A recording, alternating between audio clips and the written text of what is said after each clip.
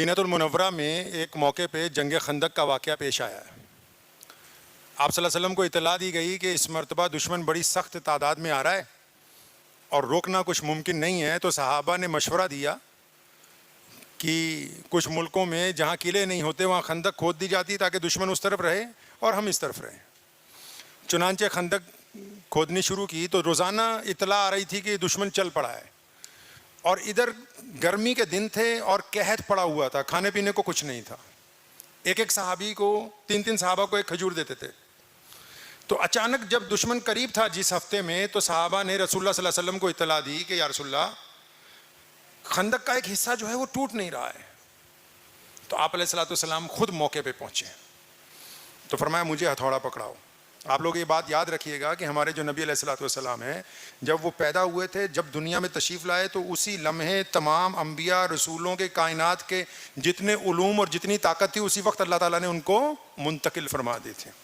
اب کیونکہ ہتھوڑا نبوت کے ہاتھ میں تھا، اب جب ایک ضرب ماری تو اس میں سے ہلکی سی درار پیدا ہو گئی، روشنی نکلی، تو فرمایا مبارک ہو، اللہ نے کیسر و کسریٰ کی چابیاں مجھے عطا فرما دی۔ دوسری ضرب ماری تو وہ بالکل ٹوٹ گیا، تو فرمایا اللہ تعالیٰ نے تو مصر کی بھی چابیاں دے دی۔ تو یہ واقعہ آپ کو میں اس لیے سنا رہا ہوں کہ آپ پھر واپس جائیں۔ جب خندق کھودی جا رہی ہے تو گرمی ہے شدت کی، اندیشہ ہے کہ دشمن قریب آ رہا ہے، فکر بھی ہے، تشویش بھی ہے۔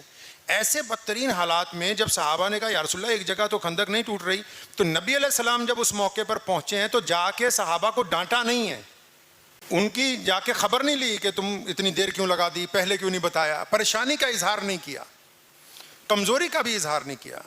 ایسے وقت میں جو مشکل وقت تھا، نبی علیہ السلام نے اپنی امت کو نہ صرف حوصلہ دیا بلکہ الٹا خوشخبری سنا دی۔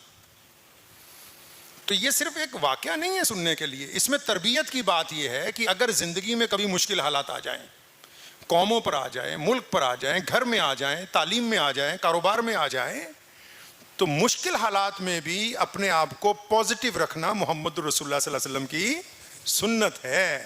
آپ علیہ السلام کی سب سے بڑی سنت ہی یہی ہے۔ کون سی؟ 23 سالہ نبوی زندگی میں نبی علیہ السلام 24 گھنٹے پازیٹیو رہے، جب بھی گفتگو مثبت گفتگو۔